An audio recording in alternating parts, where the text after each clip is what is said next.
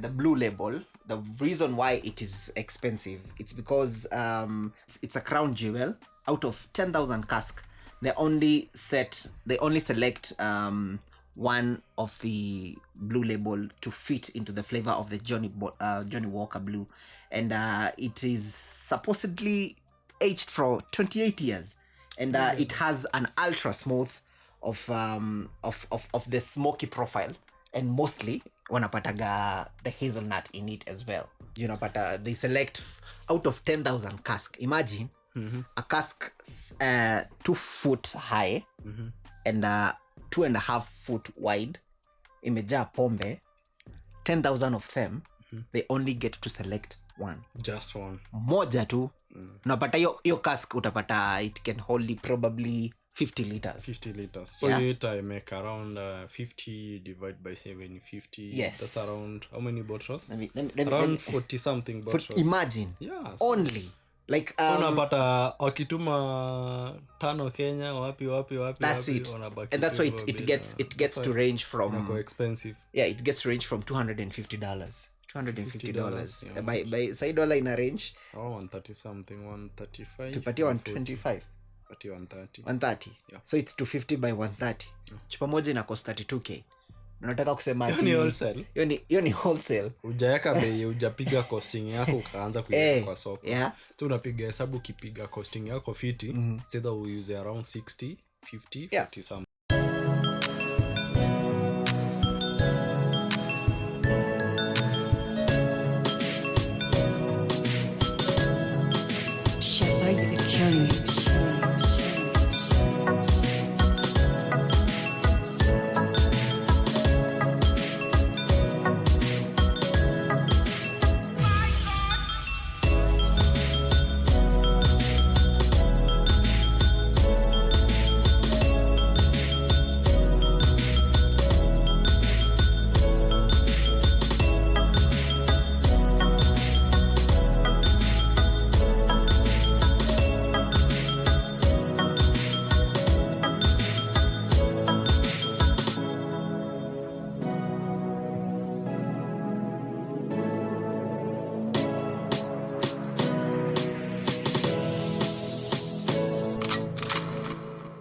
Welcome back to the channel, the Bevanda Masuta. I go by the name The Great Shepherd, and I've got my colleague here, The Cocktail Sensei. And today we are covering on whiskeys. So basically, before we talk about whiskeys, we'll break them into 5.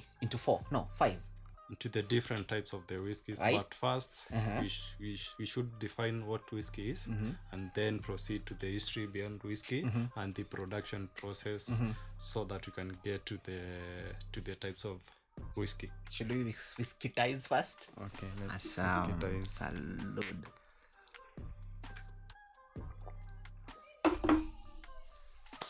Yeah. Awesome. So Kababa, yes, tell us about what is whiskey, man? Whiskey.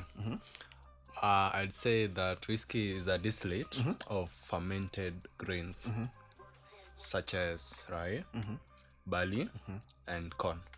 Yeah. All right. So like that's the fermentation of all that, and okay, different whiskeys use different types of grain. It could be rye, it could be barley, it could be corn. Now the producer who is producing the whiskey can decide which type of grain he's going to use, he or she is going to use. Yeah. Now that I've gave you the definition of whiskey, do you kindly give us a brief history of whiskey? All right, before I give them the brief history of whiskey, today we are dealing with blended whiskeys. Na Leo, today we're having a what? Ballantines. Yes, this is a Ballantine Finest. This is a blended Scotch whiskeys. Yeah. And the fact that most of the whiskeys, they believe that whiskey was first distributed in Scotland, I think in 1401. Yeah. That's a very long time. And getting to cover it in the 1000s AD, that is after death, in the monastic days. Okay. In the early days, we had the monastic influence, and they used to say that the first record of whiskey production, it came from those kind of monasteries in the Ireland and Scotland. So that's why tunasema most of the whiskies, they were developed in Scotland, eh? And then the monks who are familiar with distillation techniques your time, they likely used to surplus the grains to create a strong alcoholic beverage. And before we proceed much, he will tell us on the production process, but before that, you'll get to understand what the monks used to do in the distillation processes. And in those early days, they used to call it the aqua vitae. Yes, which was a reference of water of life. Yes. Okay. And it reflects on that name reflects on the belief that spirit had medicinal properties. Especially most of the spirits, especially vodka, during those times, they used to believe that it was mainly produced for medicinal purposes, and it was mostly used kwa hizo vita. Especially tunaonanga hata even in the movies what they do, they pour the wounds, inatumika kama disinfectant, something like that. Yes. So as time went by, whiskey it grew and it developed in so many things, and as a distillation techniques that spread throughout Europe, whiskey production also grew in popularity, and in most of the Industrial Revolution. The Industrial Revolution brought about the significant changes in whiskey production and the invention of the coffee, which led into mass production of this whiskey. And the most regions that were really touched, and the most regions that produced whiskies in mass products, in the three countries. That was back in Scotland. In Scotland, it is renowned for its single malt whiskies, and we'll get to talk about the single malt. As a type of whiskey. Yes. And in the next episode.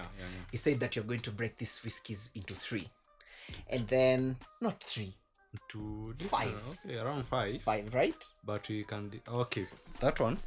It's a surprise for them. It's a surprise for you. So see you in the next episodes. Yes. Where we'll be talking about whiskies in general and different types of whiskies. Yes. Yeah. So this is where in Scotland they have a mass production of the single malt whiskies, and in Ireland, that's what they call the Irish whiskies. It is known for smooth and mellow flavors, and often the triple distilled whiskies.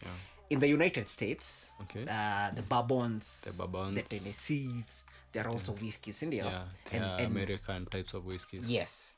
It has the diverse whiskey scene with the bourbon, rye, and the Tennessees, which were the most popular back in the States. Whiskies. Yes. And then we have the modern days right now, and these people, the global appreciation, this is when it decided to go worldwide. Right now we have the Japanese whiskies, which are the most popular. Most people are really getting to like the Japanese whiskey. I think sijui kani juu ni mpya ama ni nini. They've been there because I think the moment the people from the Scotch side walitengeneza whiskey, the Japanese people walikuja waka decide we can learn from the Scotch people how they make their whiskies and make our own whiskies. So before we get to the production process of whiskey, now that this episode we are mainly dealing with the blended whiskies, we're going to give you the different types of the whiskies, which are the blended. We have the blended, we have the single malt, we have the blended single malt, we have the American, we have the Canadian whiskies, and the Japanese. So in today's episode we are going to talk about the blended whiskies. Yes. So let me give you the production process. How is it produced? The whiskey. So first you do the malting. The malting, that's where you get the grains, the grain of your choice. You add water and leave it for a period of between 48 hours to 96 hours for it to germinate. and as you know germination si kitu tumesikia hapa. So kule high school we talked about germination, tukapatiana the conditions necessary for germination. Tukasema ni oxygen, water is moisture, sio? Yes. What else? Oxygen, kuna oxygen, yeah, kuna water and kuna temperature, yeah. They have to be ni room temperature. waangalie the conditions necessary for germination. That's the first tulitoka shule kitambo sana to a point that the only germination we know is the modern reproduction germination. It's okay. Sasa sisi watu tulikuwa tunalala class, na wengine know about the pollination, germination, photosynthesis and everything. Waambie wakumbusha sasa. So walikuwa nasema the factors required for germination to conditions necessary for germination, for germination water, to take place. Oxygen, water and temperature. That is temperature and moisture. Moisture ni wapi? Moisture inatoka kwa oxygen. Moisture no water. Water. So they're saying water, oxygen and temperature for the germination to take place. So wanafanya zile hivyo ndio hizo seeds zenye the grains zinatumika kutengeneza certain type of whiskey zinafanywa. So you take the seeds and the grains, you add water and leave them to germinate for 48 to 96 hours. Germinate. Reason ya germination ilikuwa I think ni ku break down starch, the enzymes. Vitu tuko nasema zinaitwa sijui enzymes, kitu kama hiyo. So zikisha break down for a period of 48 to 96 hours, then unaziheat to stop the germination sasa process. Then zinakuwa dry kabisa, like inakuwa ni kitu dry.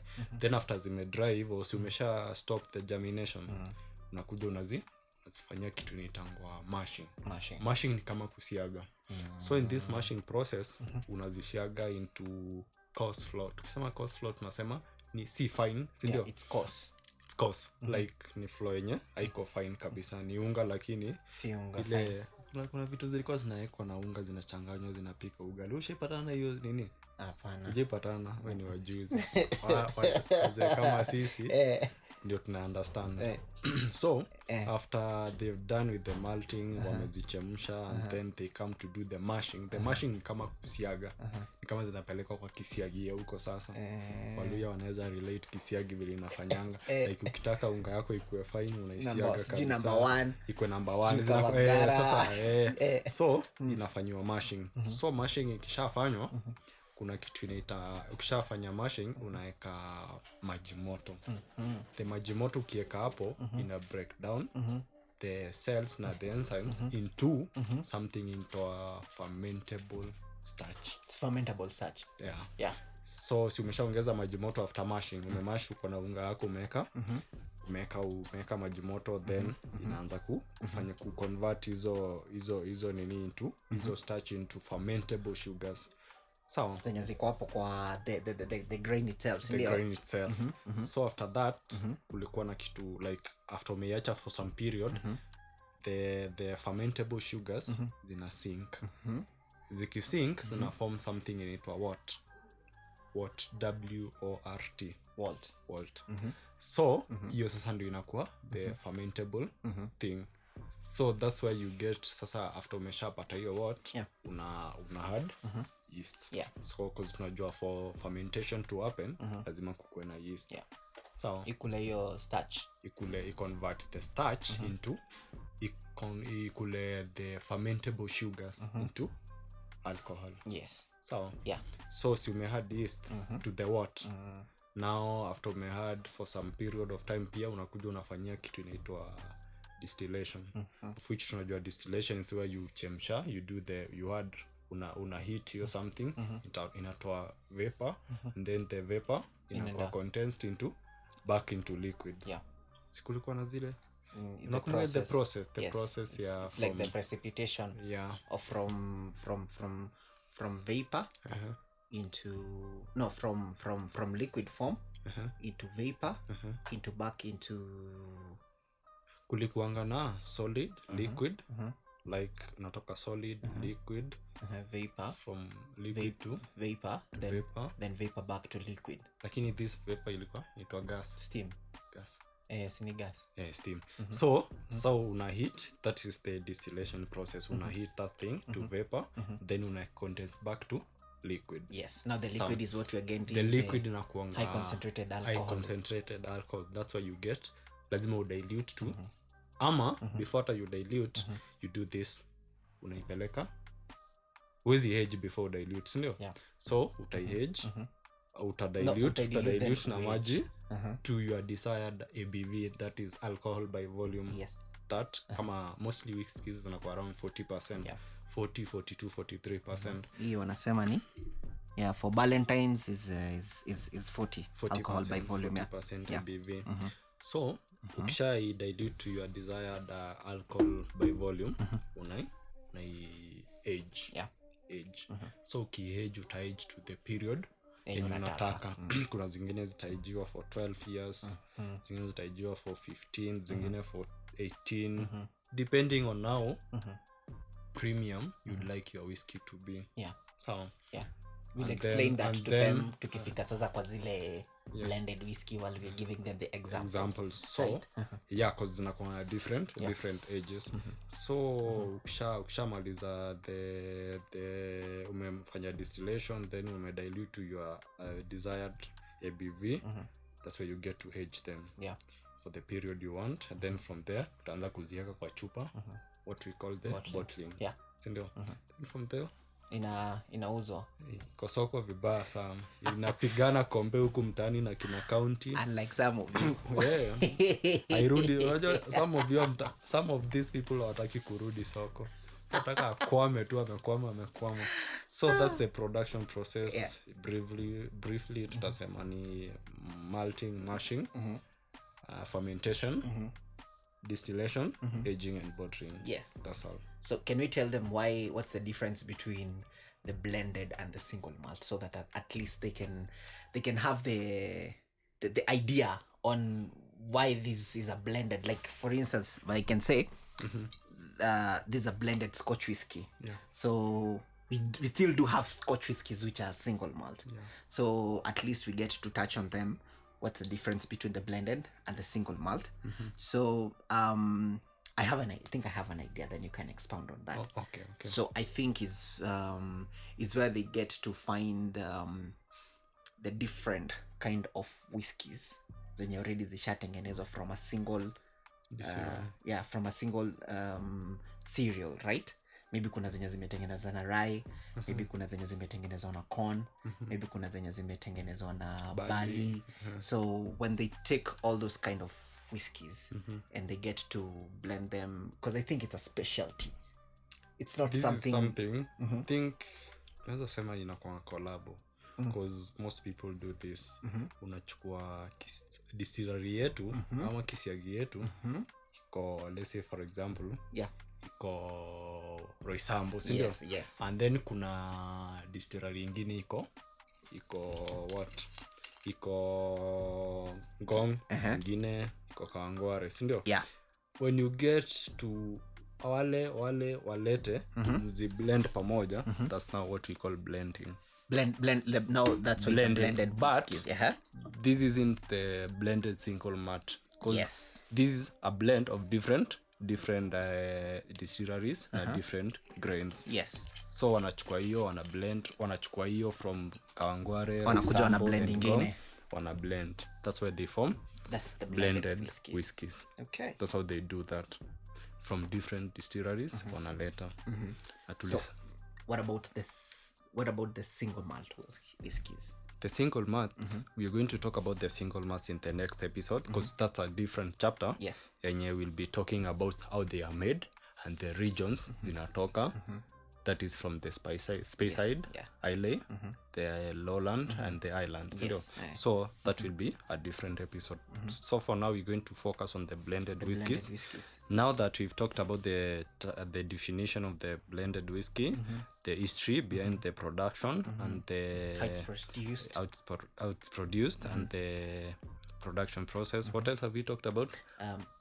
So we've given them the different types of now you're going to tell us how to serve this blended whiskey. whiskeys. Yeah. Awesome. Yeah. So basically, getting to think of it from that kind of perspective. Yeah. Right now, Okay. you can have it in shots. Yeah, as a shooter. It's not that umefungiwa, but we'll explain why some of them are preferred, not rather than shots. Let me ask you: is doing this thing as a shot similar to doing it as a like neat? Is it the same? Okay. It's just neat thing in a shot glass. Yeah, there's that, but where does the difference comes in? Because if you get to explain that to someone who has never been in the industry, venye yeye alifunzwa shule, yeye alifunzwa kuna shooter glass na kuna serving glass. This is the whiskey glass ama rocks glass. Yes, right? Yeah. So nini kwani imekuita sana. Yeah, so Peter hapa tunasikia the aroma, sinaambia kababa ni kunywe. Usikue hivyo. Kababa ni kunywe. Actually, whiskeys hold some of the best details just because of how they are aged, how they are made. Yes. Na the barrels which have been used to age them, because unapatanga if wametumia the sherry barrels unapata ziko na that fruity flavor, si ndio? Yes. The bourbon zinakuwa na smokiness na peaty ni like and mostly inakuwaga kwa the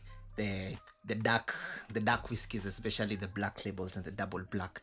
We'll explain that once you get to talk about about the different brands, popular brands of the blended whiskies. Yeah. So if we can create it as an argument, right? Okay. What I know about shooters, sip ati tumekuja kuchapa mashots and mzee shooters lazima zikwe tu bottoms up, like exactly, you do them hivi.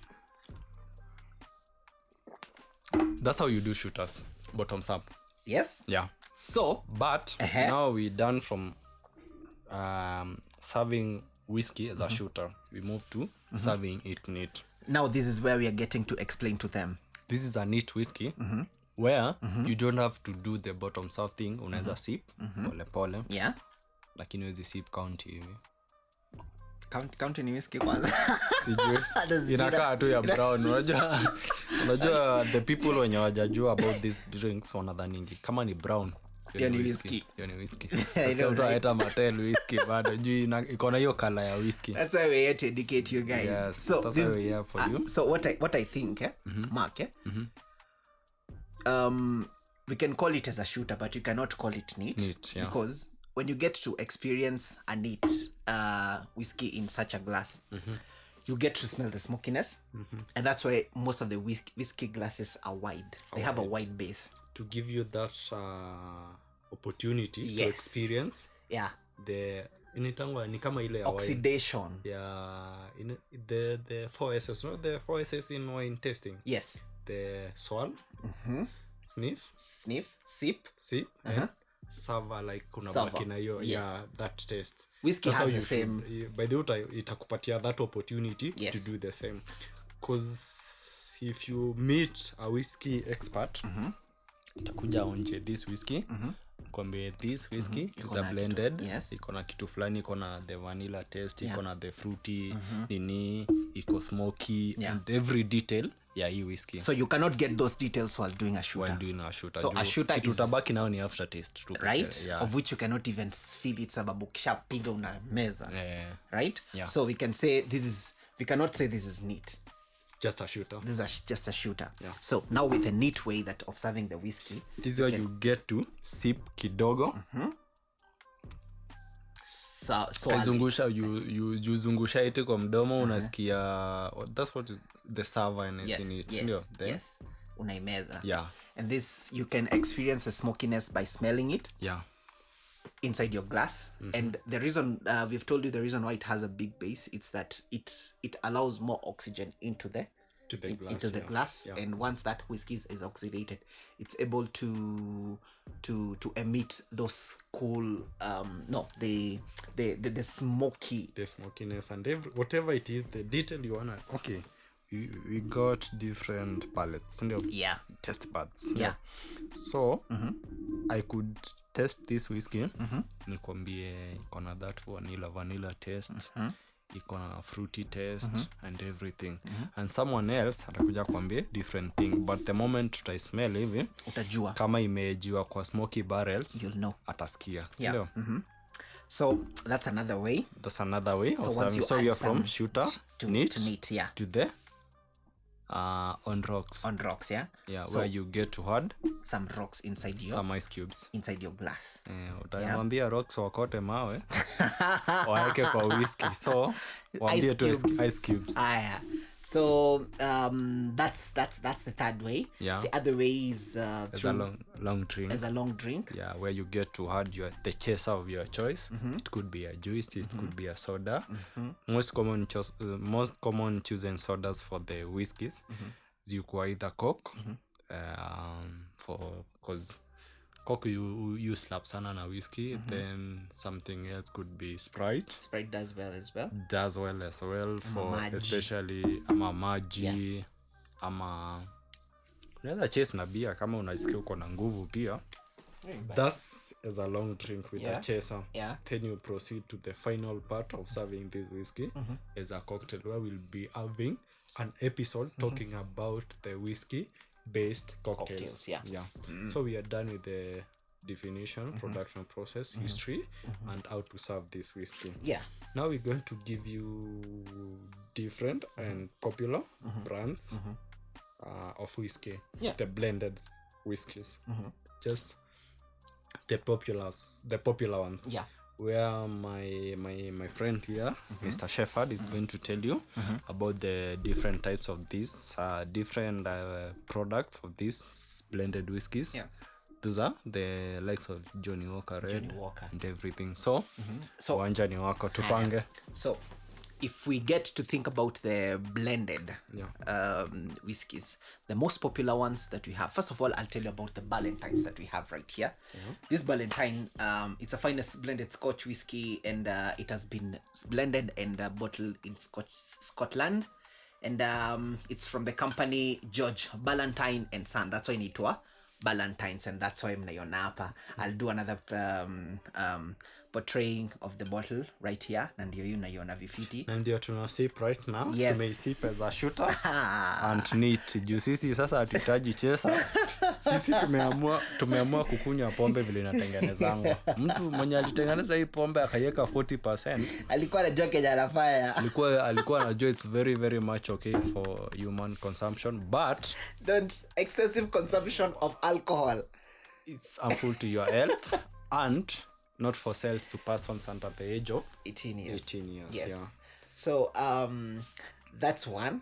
I'll move to the other most popular ones. We have the Johnny Walker Red. The Johnny Walkers, So unaona mnaona hapa, this is a Johnny Walker Red label, and it has a robust and spicy taste with it's got a touch of cinnamon with it.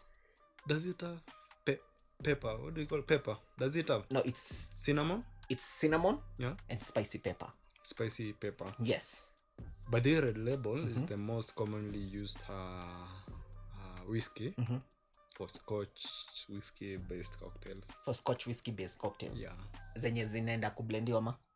No, like for the tunakuwa na cocktails zenye ziko na they either have the Scotch whiskey, zingine ziko na the blended. Yes. Zingine ziko na bourbon, zingine unatumia Irish, the likes of the, what do you call them?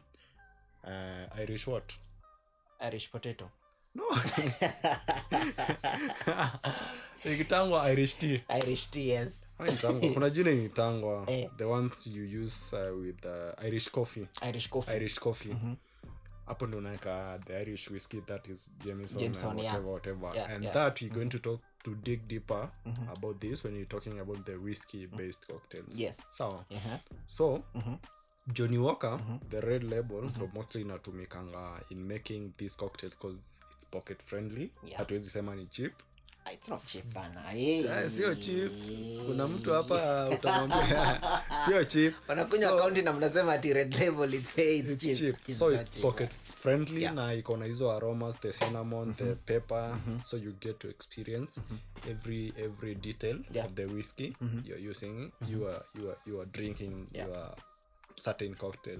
So the other one, the black label is what you're seeing, the black label. And the black label, it is subtly smoky, and people sip it neat, but it's perfect for cocktails. Sababu you'll feel the smokiness of that black label.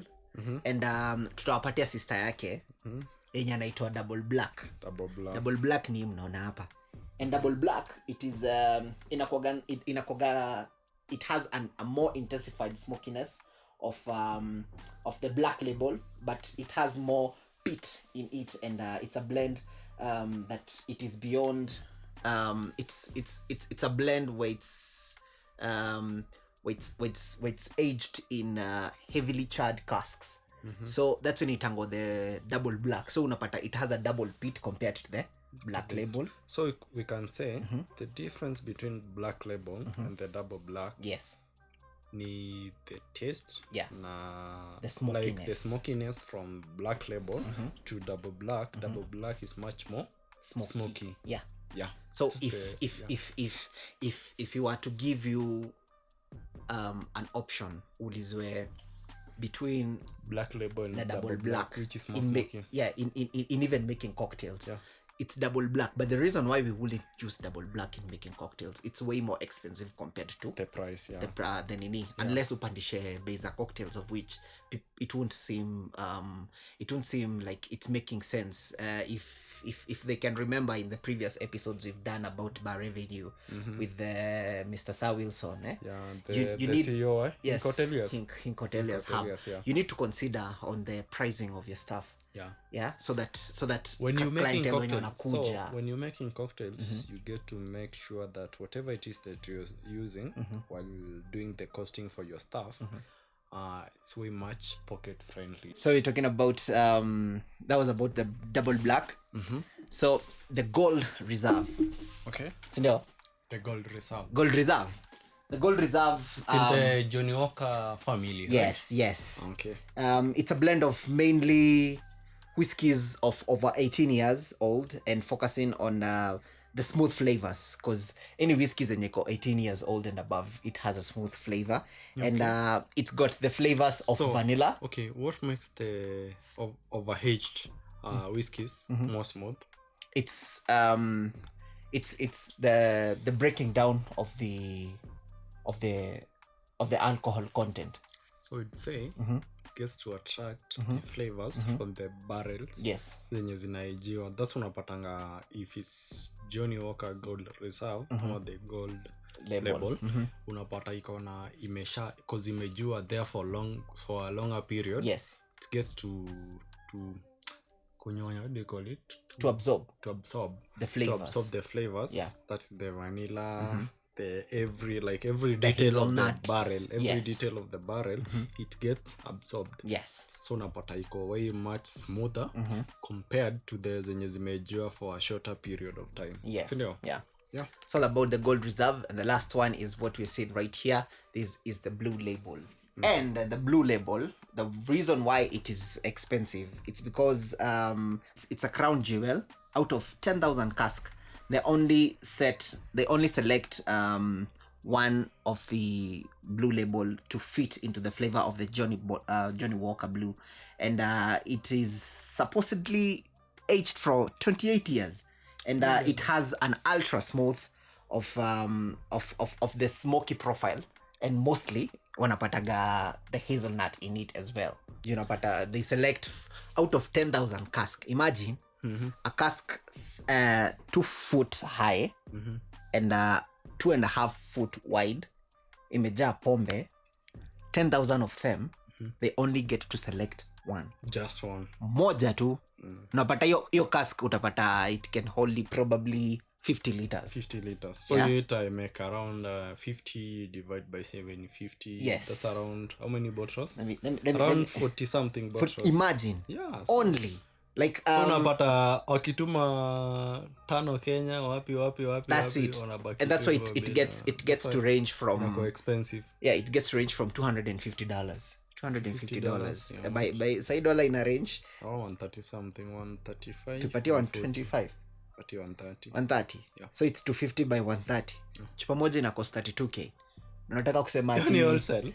Hiyo ni wholesale. Hujaweka bei, hujapiga costing yako ukaanza kuiweka kwa soko. Yeah. Tu unapiga hesabu ukipiga costing yako fiti, instead we use around 60, 50, Yeah. 40 something cheapest. So that's it about the blended whiskey. But can you give them some more examples? More examples of the blended Scotch whiskies. Kuna Chivas Regal. We have got the Chivas Regal. We've got the famous Cruise. What else do we have? Most popular one. Popular one. Okay. Chivas iko na 12 years, 15 15 years. na I think 18. kuna zingine kuna 18 years. Yeah. Kuna zingine and then tuko na okay, unapatanga kama Valentines. Kuna a lot of maybe kina kuna zingine popular kama kina black and white bado ni blended Scotch. Black and white. Sijui JB ziko mob but sasa ukishaona umerudi sijui black and white fikiria kama unahitaji pombe kwa life yako juu unaweza kufikiria twice. Kama tuseme ni mbaya lakini kama huwezi fika bei ya Johnny Walker think twice about your alcohol, so you're consuming alcohol and whatever you're doing. So that's it about the blended whiskey. We promise See you in the next episode where we'll be talking about the single malts. Yes, as a type of whiskey because we've said we've got different types of whiskey, that is the blended single malts and the Irish and American and also the Japanese whiskey. Yeah. So we are going to break down because tulisema whiskey is a very very very wide unit and very very wide spirit. Yenye ina come different ways of making, different tastes, different aromas and whatever it is you wanna know. See you in the next episode about single malts. Single malts. Cheers, man. Salud. Salud.